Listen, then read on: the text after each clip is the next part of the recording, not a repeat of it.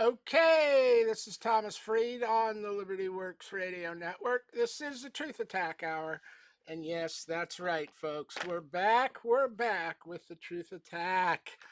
Okay, so, I'm not really sure what I want to focus on with this show today. So let's just get into this and see what we got. We are the Liberty Works Radio Network. And we do need the support of the members of the listening audience to keep the broadcast network operating. So, if you enjoy the shows, the information, the topics, the lectures, the revelations, the guests and the hosts on the other show in the network, we sure would appreciate it if you could find your way over to the libertyworksradionetwork.com website if you're not already there listening on the online link nationwide. We sure would appreciate it if you could find your way over, get signed up as a subscribing member, even if it's as little as $15, $20 a month. Every membership helps, and we do need the support of the listening audience to keep the network operating.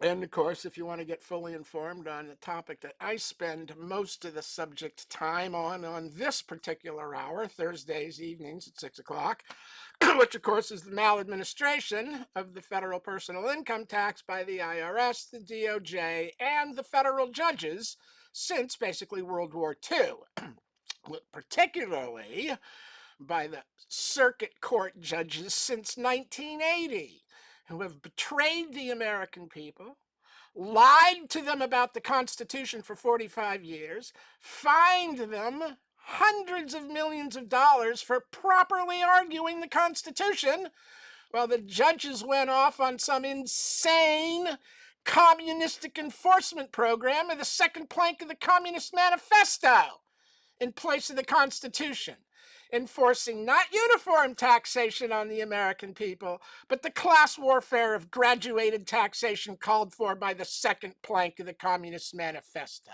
which is what the judges have been enforcing, lying to you, just straight out lying to you about the nature of the 16th Amendment.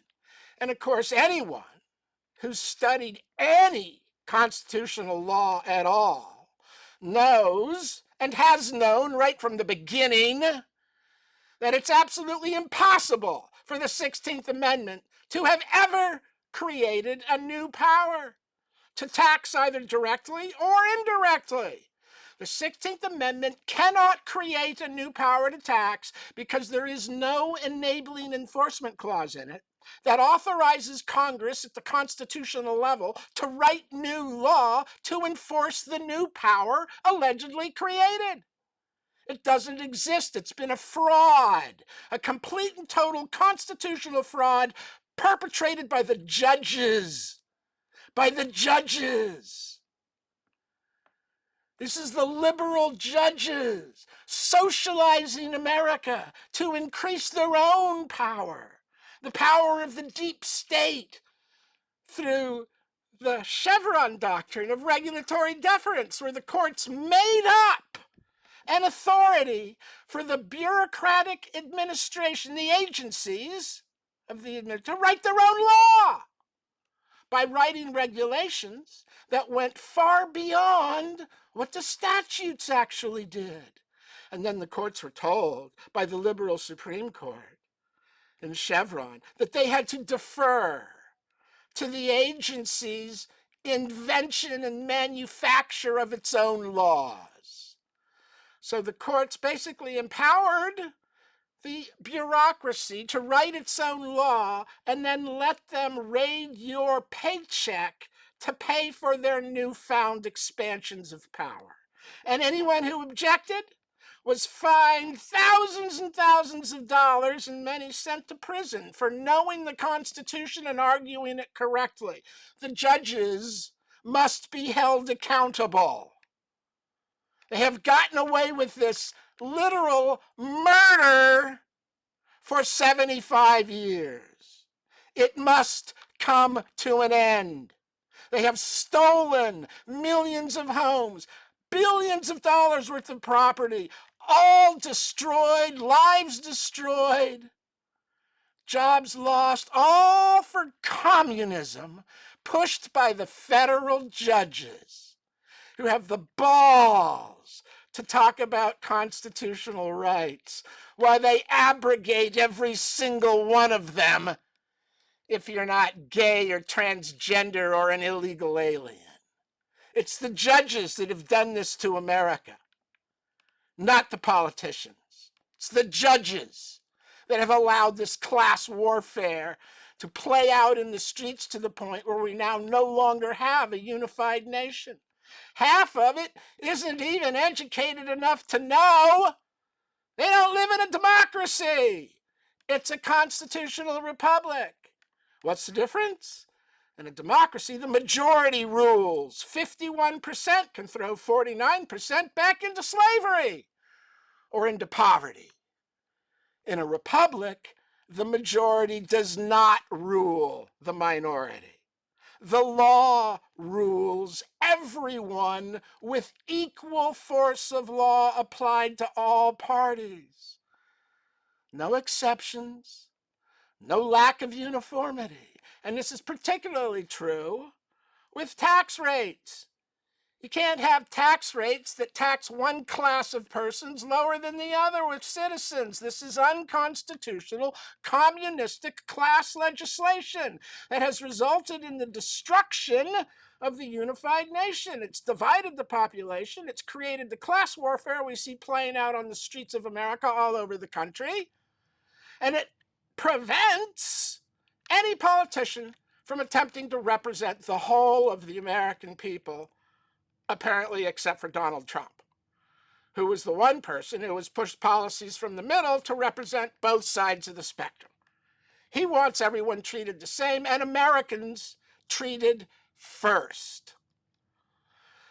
So we have this horrendous communistic system in place of constitutional taxation being enforced by the federal judges who now know that they are lying to the American people. They're just hoping you won't find out how much they're lying about, which is everything.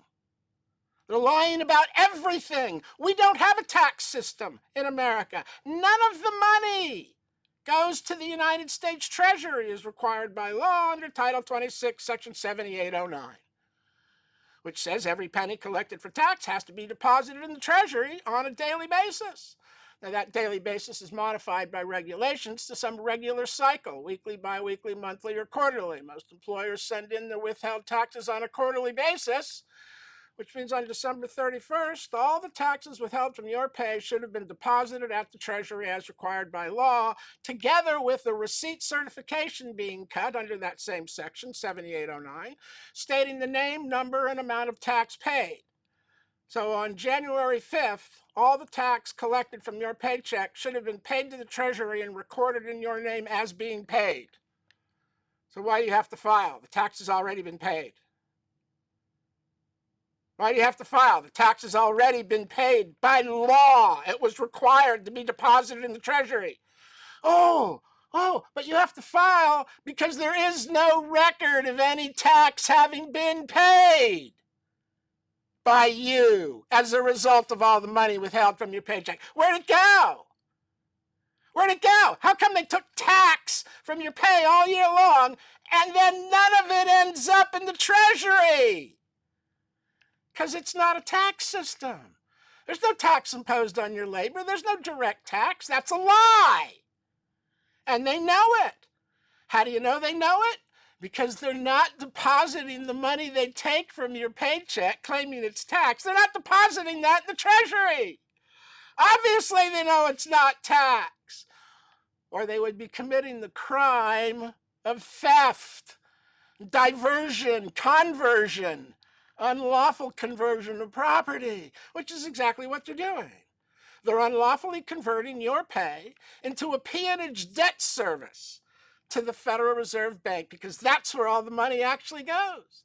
There's no receipt for the money being deposited in the Treasury because it was never deposited in the Treasury. It was routed around the Treasury to the private corporation known as the Federal Reserve Bank.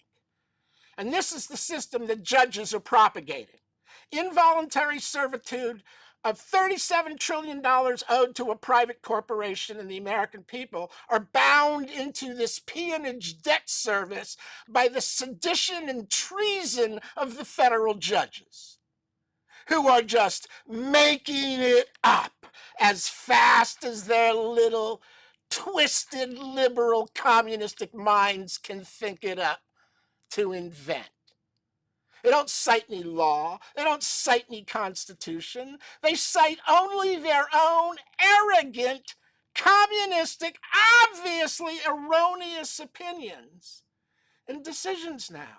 There's no argument of the Constitution. It's just we say so. So shut up and do it, you idiot.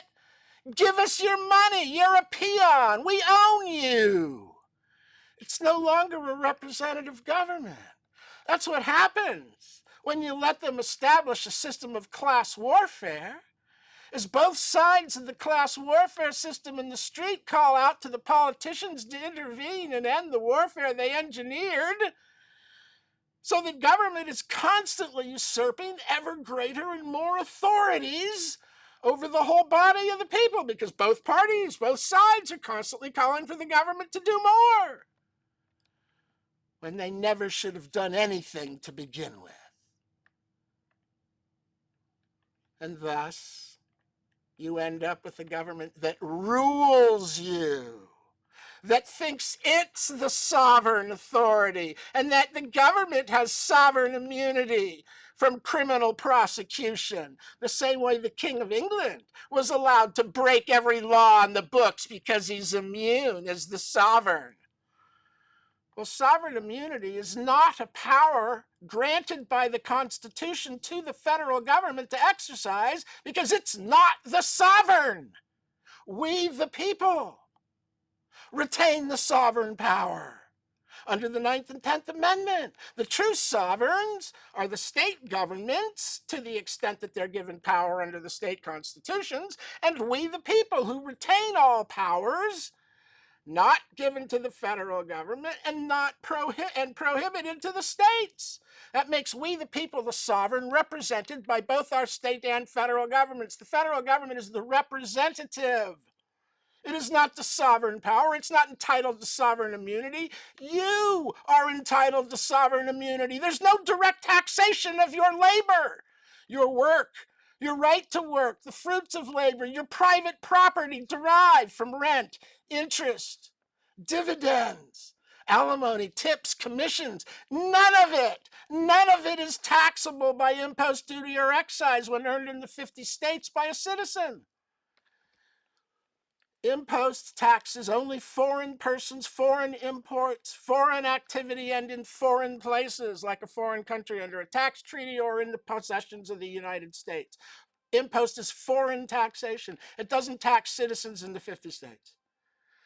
Duties tax exported goods. They don't tax domestic activities. And excises, the only category of indirect taxation left under Article 1, Section 8, excises tax commodities, licenses, and corporations. So where is the indirect authority to tax the labor of the American people?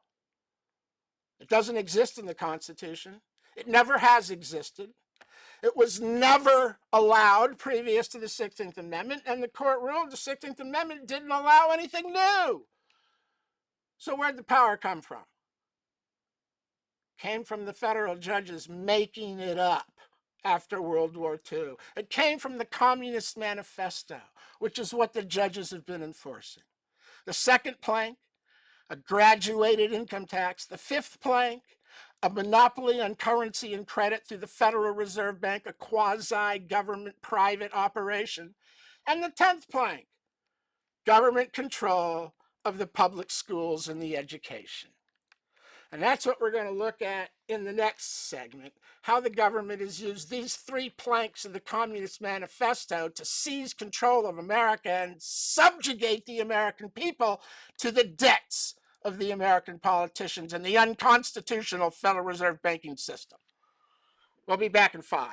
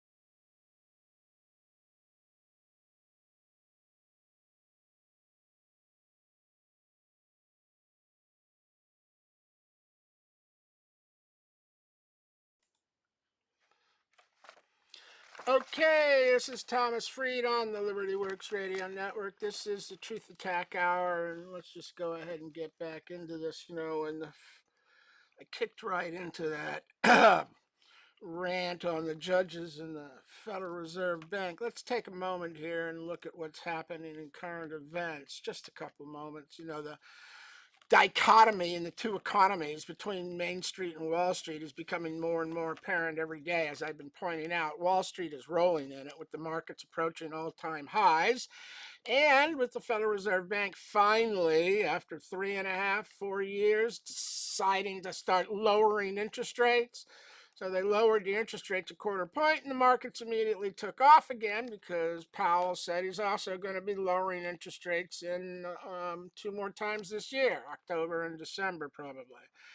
So with the interest rates coming down, that means the stock markets are going to plow ahead, but it'll be a while before the mortgage rates get down low enough to help Main Street. So Wall Street is rolling and Main Street is dying because, of course, the Fed has been focusing for the last 2 years on the job reports, which it turned out were all made up by the deep state bureaucracy trying to support the liberal administration in place. All the job numbers for 23 and 24 from Joe Biden were reduced for both years by nearly 1 million jobs. 800,000 last year and over 900,000 this year. So instead of creating some 3 million jobs, Biden created like 1.3 million, 1.7 short of the 3 they claim. And most of those jobs all went to illegal aliens. He ran the economy for the illegal aliens, the foreigners invading the country being put on the voting rolls so that the Democrats can gerrymander the census to by representation with foreign persons who aren't supposed to get representation in Congress. So Trump is right. The census needs to be retaken, counting only citizens, not all the foreigners that Biden brought in to corrupt the voting rolls and change the congressional seating representation numbers for the different states. So they're finally lowering the rates, which should be good news. But as I said, it makes even more obvious the dichotomy between booming Wall Street and struggling Main Street. And it's all about access to capital. It's all about access to capital, which is controlled by the Federal Reserve Bank. So it's conscious decisions to support the institutional wealth while allowing the common man to struggle while they steal half his paycheck in the system of communism, not capitalism. Okay, what else do we got happening? Okay, Jimmy Kimmel is being taken off the air for saying a bunch of stupid stuff about Charlie Kirk's assassin, literally trying to defend him or at least portray him as a conservative, which of course he wasn't. So they took him off the air. They've suspended him. I'm not sure when that's going to happen. I guess he's not off the air yet, but he will be shortly. And of course, the entire mainstream media and liberal left is all going crazy about shutting down free speech. Oh, you're not letting the comedians talk, shutting down free speech.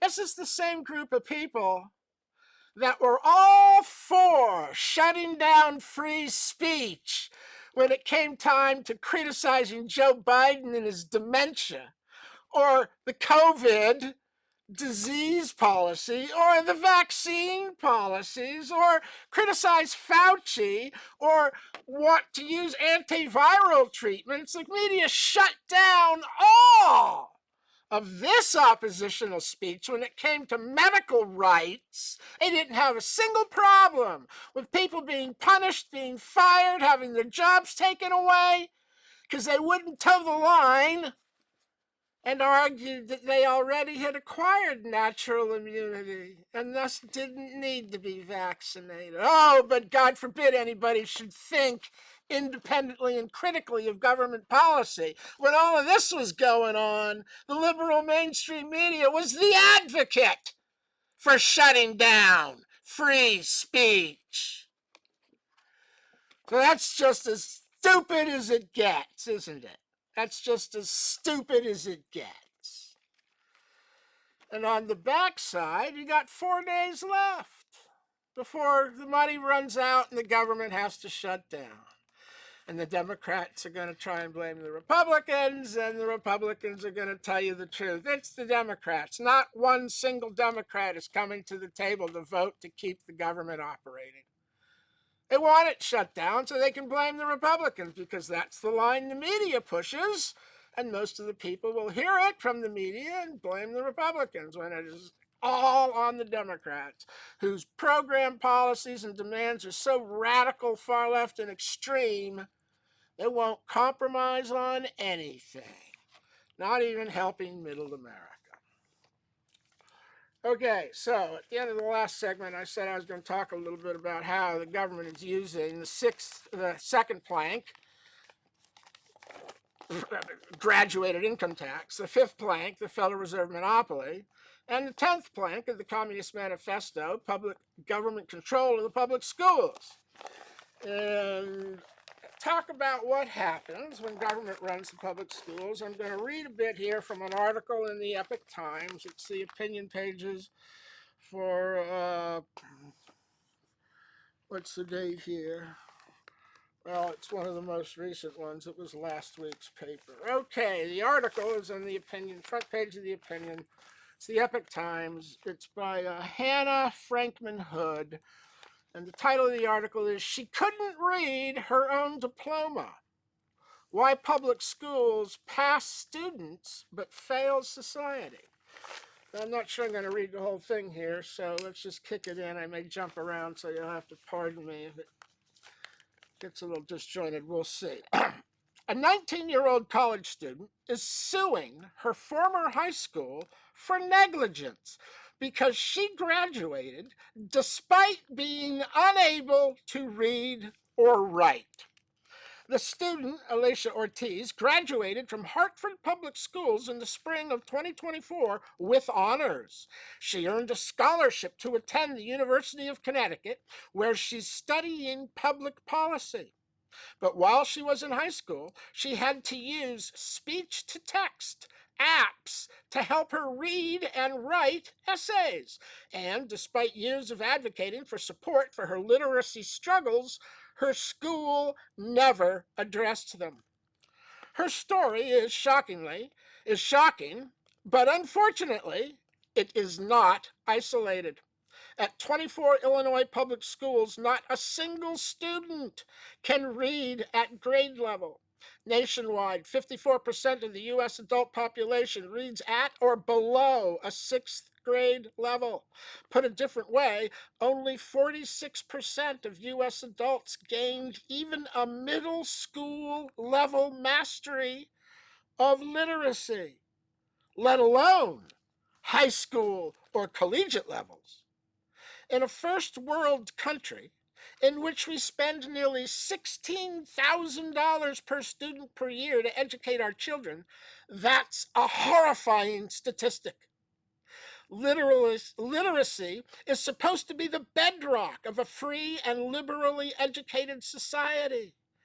As the Washington Post motto so aptly reminds us, democracy dies in darkness. Yeah, and here's a Washington Post national publication. And its writers don't even know it's not a democracy, is it? So, illiteracy is a form of darkness, and an illiterate population is not one equipped to handle the demands of a world filled with forms, papers, and words, let alone be the voting citizens of a democratic society. What are you talking about? Forms, papers, and words. That's the least of their problem. If you're uneducated, you can't run a cash register. You are unemployable. What do literacy stats actually mean? Officially, the United States reports a basic literacy rate of 99%, which should perhaps be called into question if students such as Ortiz can graduate with honors and still be illiterate. But basic literacy, quote unquote, is a bit of a sales pitch. It sounds impressive, but in practice, basic literacy skills means a kindergarten to third grade level of reading. Things such as Hop on Pop and Amelia Bedelia. Functional literacy is what matters. The ability to read and understand things like forms, instructions, job applications, and other forms of text you'll encounter in your day to day life. It measures both technical reading skill and comprehension, your ability to decipher the words and your ability to discern their meaning. Independent critical thinking. No, they don't teach that, do they? An estimated 21% of U.S. adults, about 43 million Americans, are functionally illiterate, meaning that they have difficulty reading and comprehending instructions and filling out forms. A functionally illiterate U.S. adult is unable to complete tasks such as reading job descriptions or filling out paperwork for Social Security and Medicaid. Perhaps worse still is the statistic that 54% of the U.S. adult population reads at or below a sixth grade level. Most of us don't think about reading in terms of grade level, so this statistic feels intuitively bad, but is practically meaningless. What is a sixth grade level? Books written at the sixth grade level are intended in both literacy and comprehension skills for 11 and 12-year-olds. Think of books such as A Wrinkle in Time, Percy Jackson and the Olympians, and The Giver. They're good stories, but they don't require the same vocabulary and mental acuity as making sense of a tax form. This is an excerpt from The Giver. Gabriel's breathing was even and deep. Jonas liked having him there, though he felt guilty about the secret. Each night he gave memories to Gabriel, memories of boat rides and picnics in the sun, memories of soft rainfall against window panes, memories of dancing barefoot on a damp lawn. More complex than Dick and Jane, or Hop on Pop, obviously. But this isn't an adult level of comprehension. If your reading abilities cap out here, you're going to encounter a lot of text in your day to day life that's difficult to decipher, often things that are important for you to be able to comprehend, such as the terms of a lease agreement, a mortgage, or the instructions on a medication. Has it always been like this? Our public education system has been plagued by literacy struggles for decades, but U.S. literacy was not always in such poor condition. Famous American historical texts are particularly interesting to study as an example. Second only to the Bible, the most popular work of the colonial era was John Bunyan's Pilgrim's Progress. It sold millions of copies, and Benjamin Franklin described it as being found in nearly every colonial home. As Harriet Beecher Stowe later wrote, no book save the Bible has been more read by the common people. Its language is not watered down for the literarily meek. Quote, Mr. Worldly Wiseman is not an ancient relic of the past. He is everywhere today, disguising his heresy and error by proclaiming the gospel of contentment and peace achieved by self-satisfaction and works. If he mentions Christ, it is not as the Savior who took our place, but as a good example of an exemplary life. Do we need a good example to rescue us? Or do we need a Savior? This is again well above a sixth grade level. Today, heresy is considered to be a collegiate level word. Exemplary is 11th grade. Pilgrim's Progress was used for both spiritual and literacy instruction, and Protestant early America, especially in New England, valued a literate population, one in which every man could read his own Bible. Today, more than half of the U.S. population cannot read and understand that passage. So what happened? Okay, I think I hear the second commercial break come up. We're going to continue with this article when we get back, I think. This is Thomas Freed on the Liberty Works Radio Network. I do urge you to find your way over to the website, get signed up, and hop on over to taxfreedom.com and start reading if you want to get fully educated on the maladministration of the federal income tax. Says the Liberty Works Radio Network.com. We'll be back in 5 with more.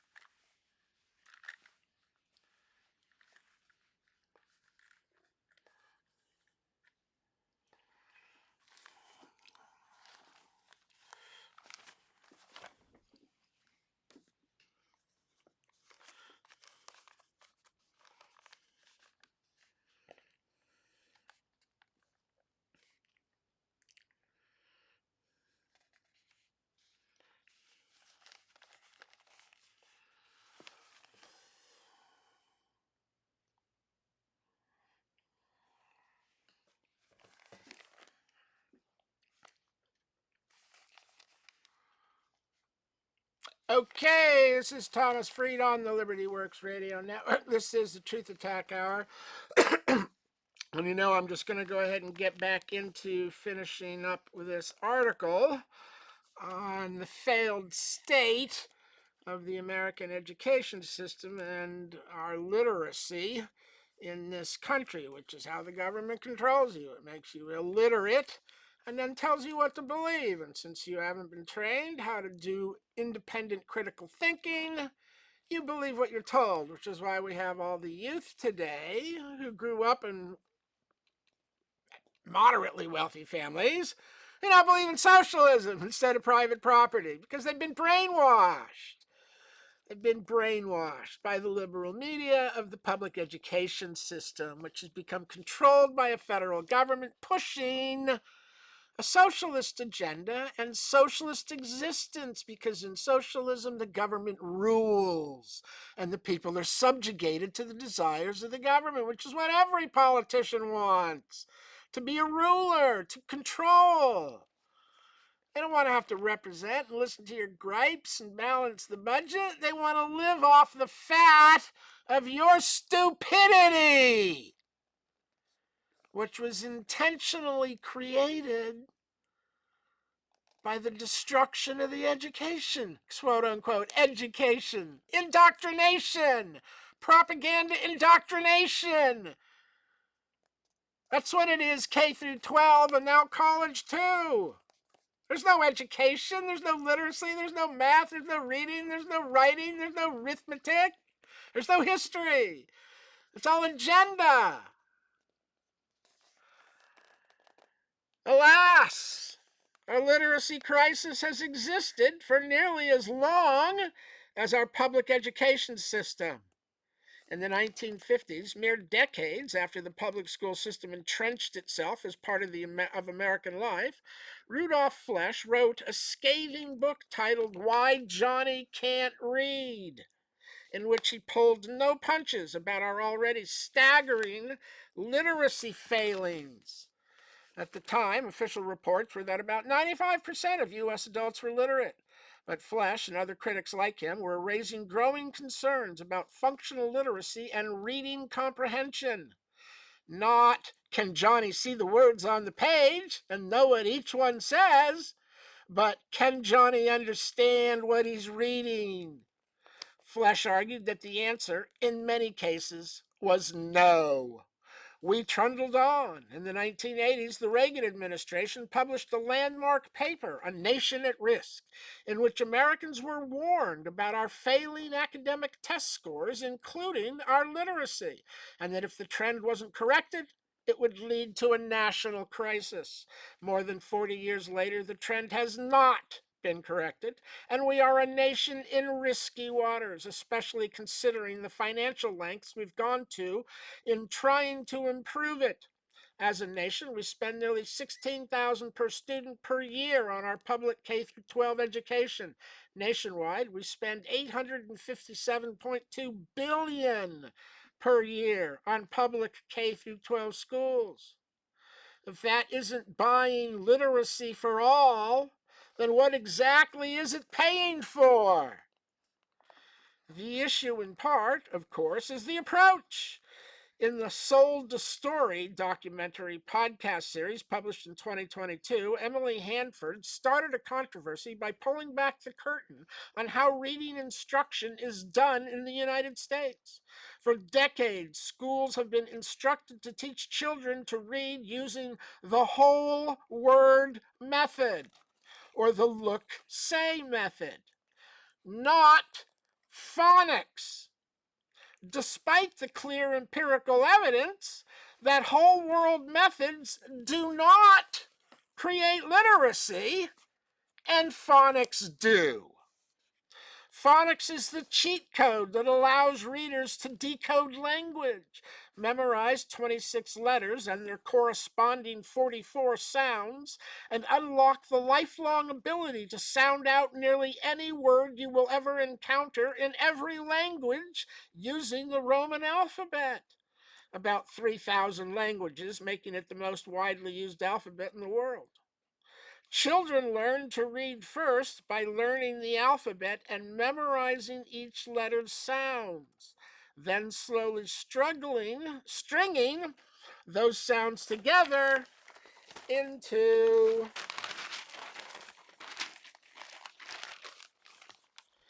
words. Hop, on, pop. Over time, they build the muscle to decode longer and longer words, building their comprehension skills along the way. The whole word method, on the other hand, bypasses phonics altogether. Children are taught to read by recognizing words, not by sounding them out in what one critic calls a psycholinguistic guessing game.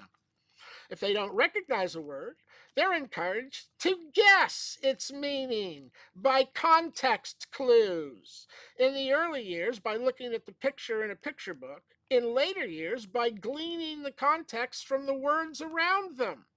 If you experienced Dick and Jane, readers were exposed to early whole word education. This approach to reading is mere word memorization, not true literacy mastery. The concept of phonics, prerequisite to meaning making and accurate decoding, is never even introduced in many school systems. Once we learn to read, we often use the whole word method as a shortcut.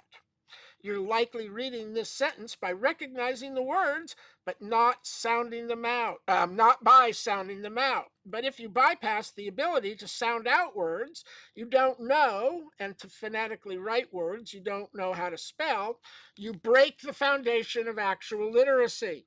This is what many public school classrooms have been doing for decades, teaching from a long disproven method that we know puts students at risk of illiteracy. And of course, it's been dictated by the federal government, which the states have to go along with to get the money to fund the schools. So this is what happens when you let the central federal government take over your education system by implementing the 10th plank of the Communist Manifesto.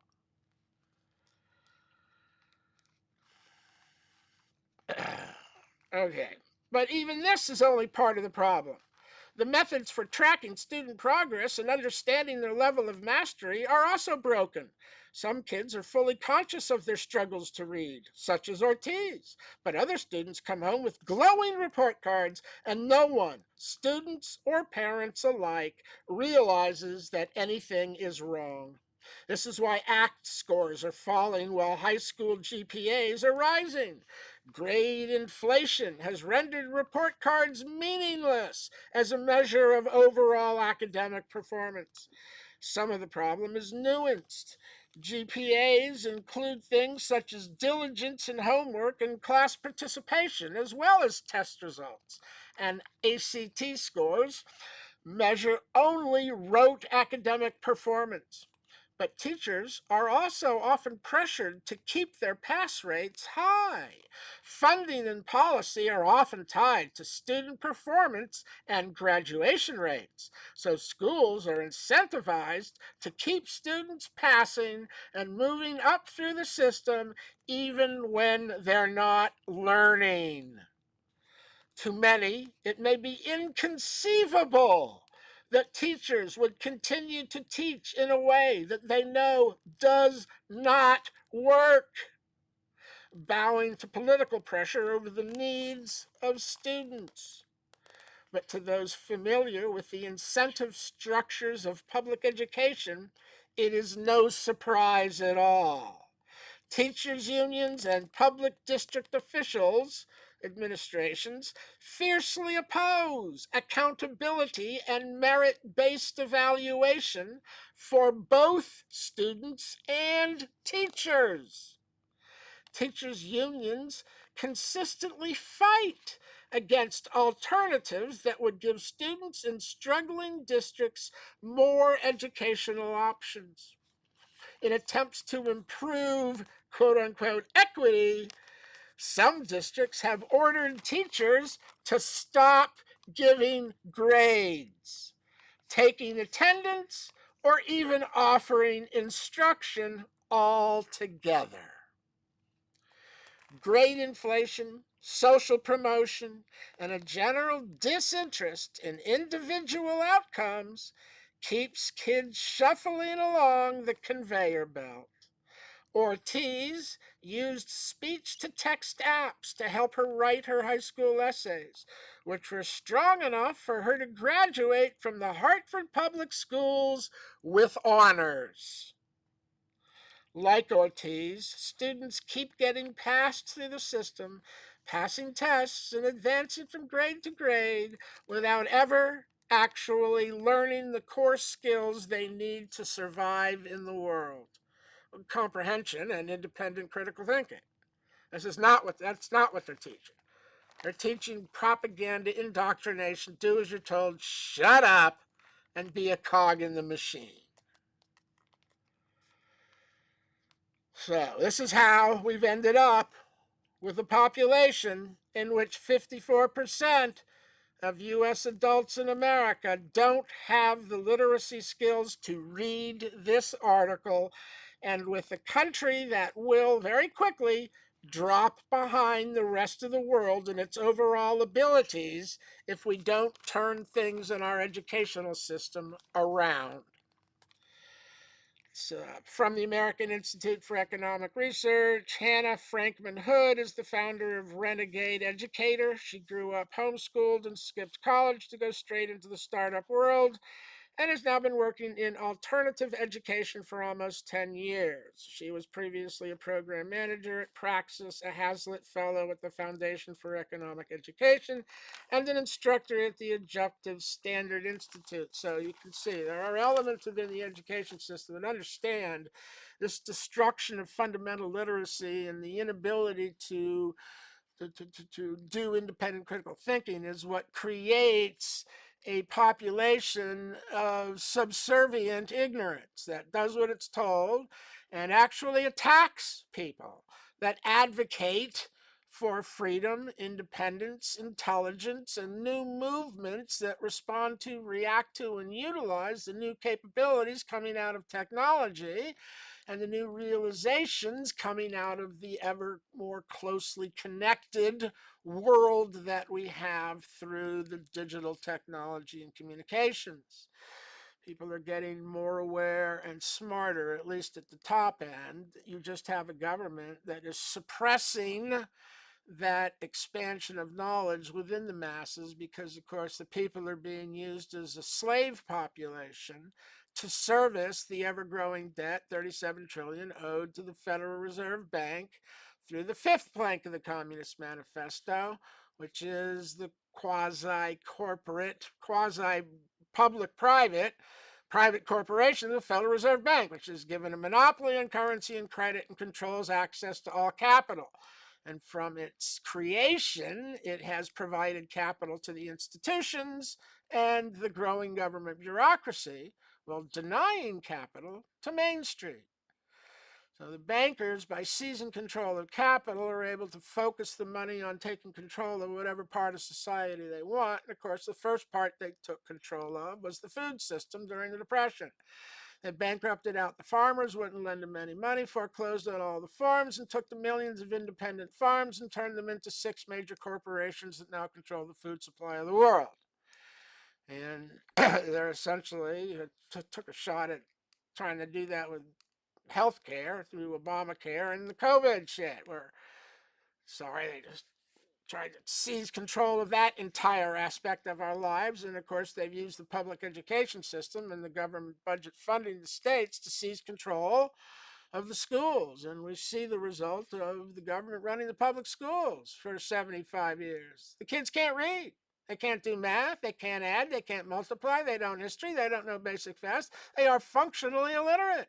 They are good for nothing except standing in line with their hands out seeking the dole, which will then require them to vote for the liberal Democrats to replace the Republic with their democracy so the majority can rule and wipe out the minority who are intelligent and wealthy. We'll be back next week with more. This is Thomas Freed.